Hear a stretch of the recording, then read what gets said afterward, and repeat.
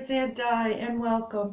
Just a real quick video. I wanted to do a picture frame for my craft room and I found this one lying around, so I thought it was about time that I did something with it.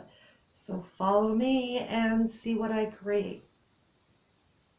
This is the picture frame I came across. I'm going to say I bought it from the Dollar Tree or DollarStore, and I was obviously planning on doing something with it in yellow, but I have no idea what it was. Now I'm going to do it up in a distressed look for my craft room. So I've got this folk art home decor chalk paint I've never used. I'm going to give it a try and see what it's like. So let's get it opened.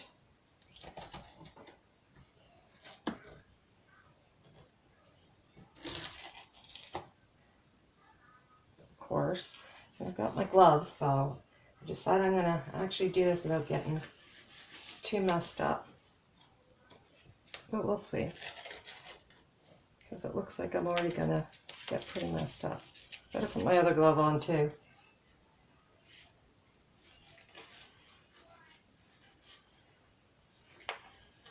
Normally I am so covered in paint after I do a painting project, so we'll see. Piece off, throw those in the garbage. Got my little cheap brush. Okay, so put my gloves back on now that I got my video camera figured out. Now that I've got the edges done, I'm just going to quickly paint the front, and then we're just going to let it dry. Guess I can put this is pretty thick, very thick paint. Probably be good for stencil work because it's so thick.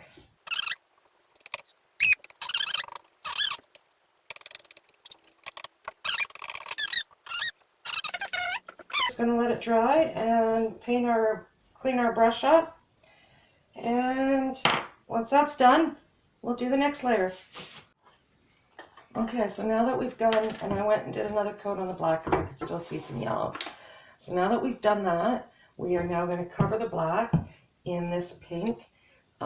It's called, like I mentioned before, Vintage Victorian.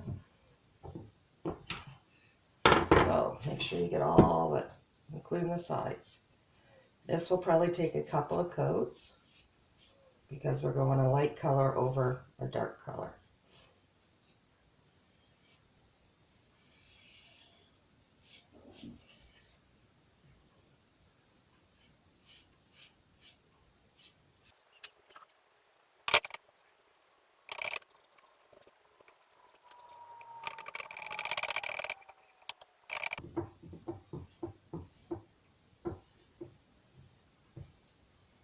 Let that dry and then do another coat. Share with you what I've done for the board. I just went and picked out, let me just hide this so that we'll do it for you. I went and I wanted just 3 words. I want it thankful,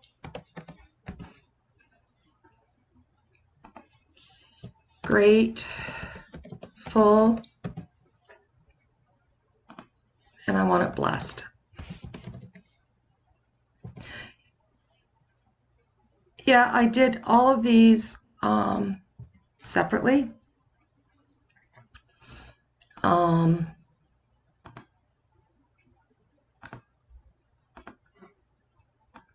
though they're the same font, but this way I can move each one around individually.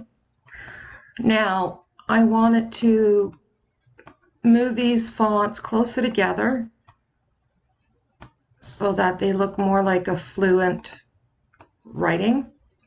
So with one selected, you ungroup it. Then I move each individual letter. I like to have a line to line them up for how tall they need to, or anyways, for placement. I like to go by the grid line. So you just bring them together so that they just touch. like so.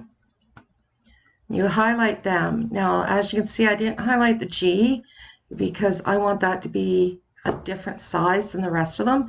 So I've highlighted that, and now I'm going to push weld down here in the corner. Now it's all together, one word, and it will cut without any lines in between each letter. So as you can see, I want the G a bit bigger than the rest of it, which I just did. I've got it in place. So I'm going to push attach this time because this is exactly how I want it to cut out. I did the same thing with blessed and with thankful. Then what I did was, there's my thankful.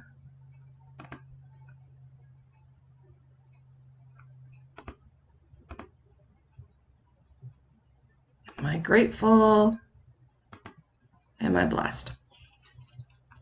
I placed them how I was going to want them on the board. My space that I need, or I have for working with, is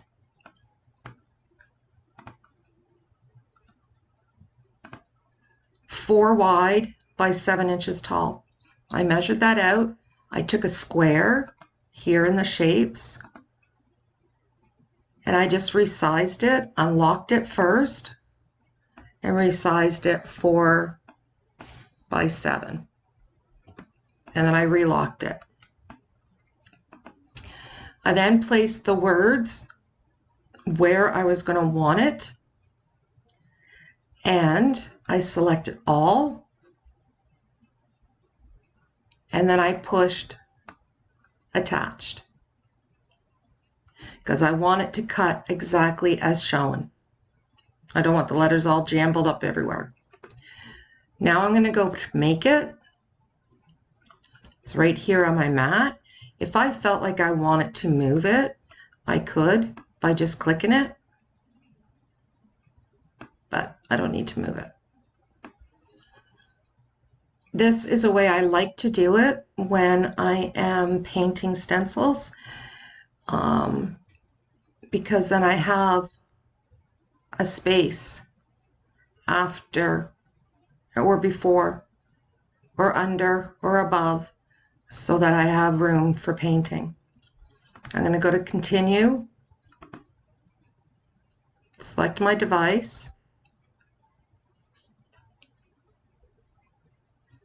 wait 10 hours,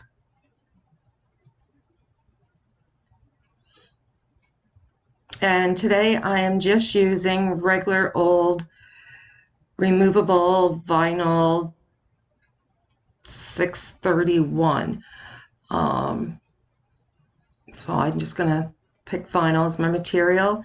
It tells me that I do not need anything in clamp A, that I need to put my fine point blade in, and then I'm going to press go once I load the mat.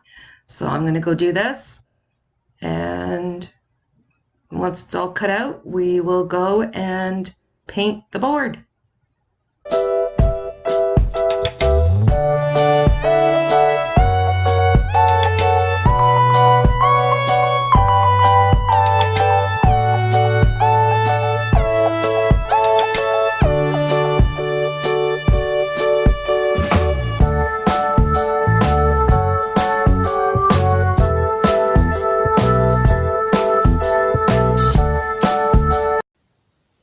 Okay, now that it's printed, I'm going to remove it.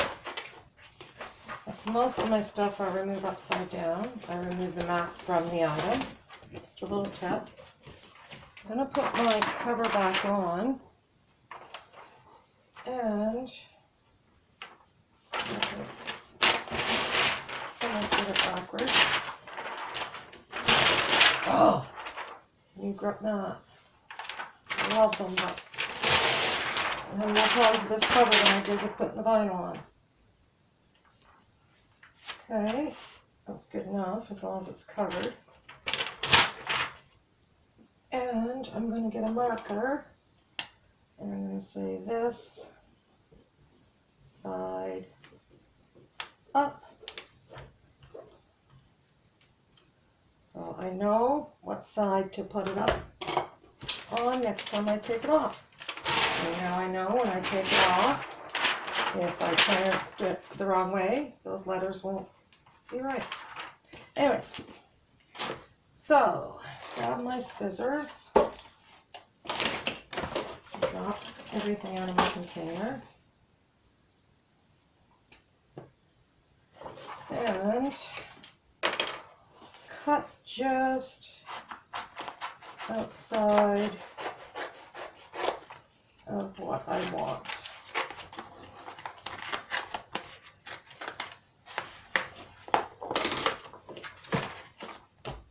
My leader's over here.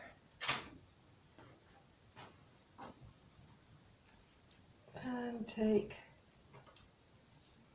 the piece I don't want off. So that should be the exact size of the board, which I have already here, and I've already done all the sanding. I don't know how well. There. All the sanding has been done. So it's a thing that I like. And let's have a bit better light. Now we got to weed out these letters, but I'm not yet. I'm going to wait. I'm going to transfer it first. Sometimes I do this.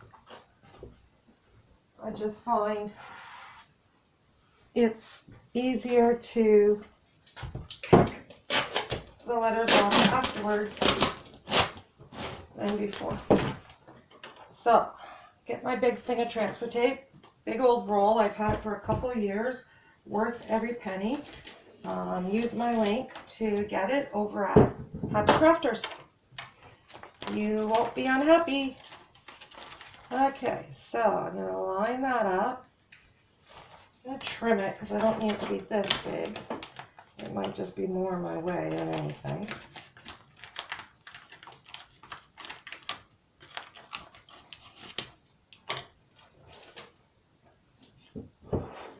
Okay, now I've got my briar, and I'm just going to roll it on to make sure that the vinyl all sticks to the transfer tape.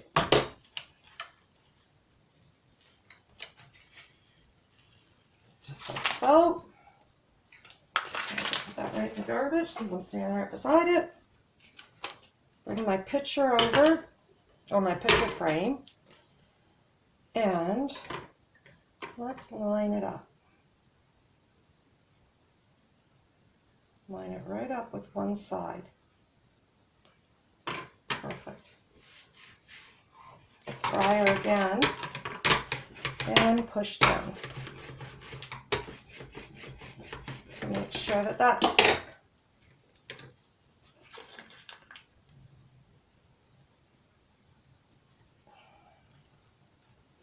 There we go. Save your transfer tape. Sometimes I'll stick it to my window, or but you want to find a surface that you could stick it to and pull it off of. Put my scissors back in. Get your pick and start pulling your letters off. Now these are very tiny, very fine, so I might have to go get a different pick.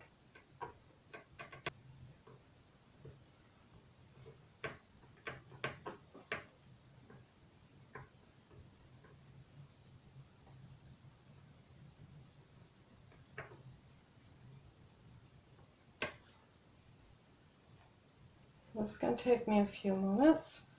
I don't think you really want to sit here and watch me weeding my letters, so I'll be right back.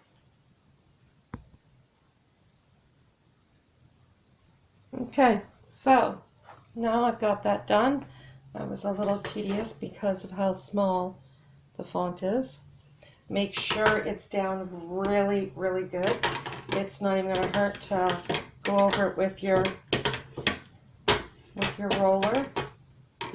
Since I have used the chalk paint on this so far, I might as well continue. I shook it up, Let me shake that up a bit better, because I'm just going to use the lid. Oh, that's going to fall down there.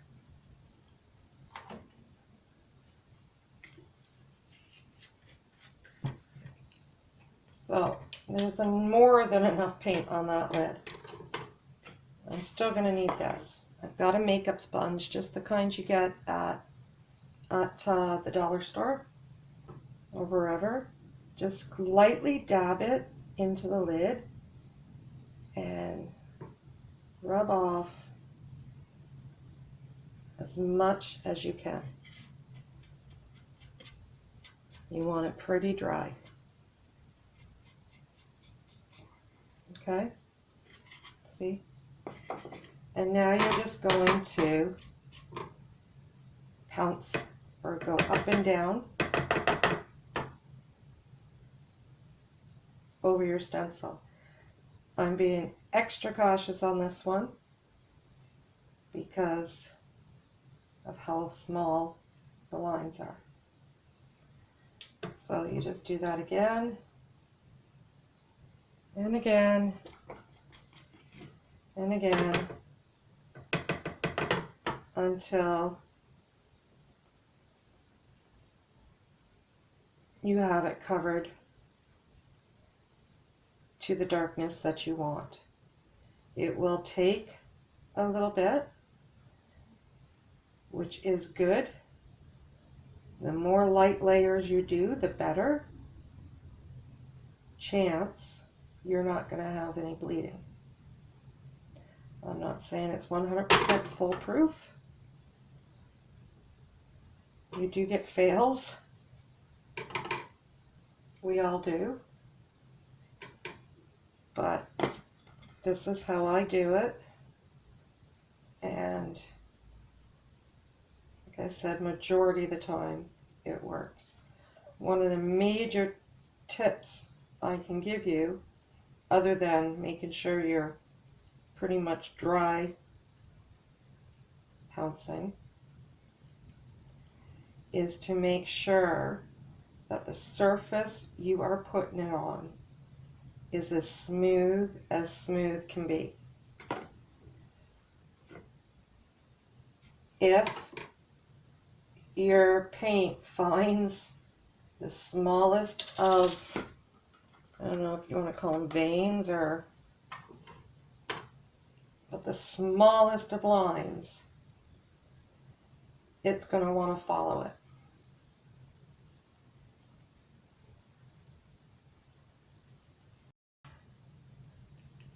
Now, as I continue on, I tend to leave a little bit more paint on the sponge.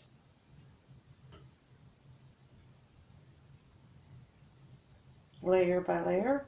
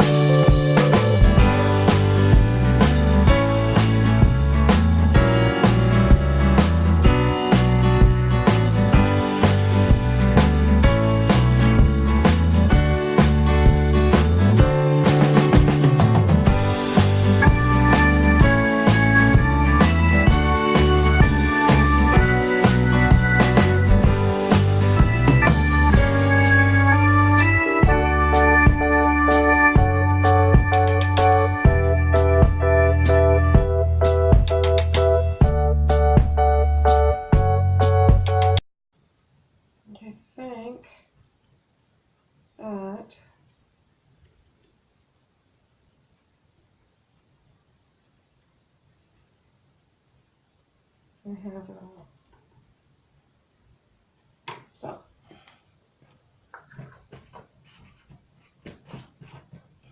I'm going to peel this wet. So here we go. Get my fingers on the vinyl. We are going to reveal this on national TV. Oh, you know what I mean.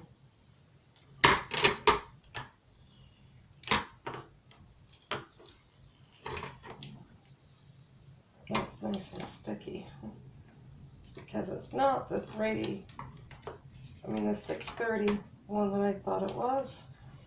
It's actually more like 8,000, 830, 8,300 or something it's called. So it's a little more sticky than I expect. That's okay. That's good as long as I keep my hand.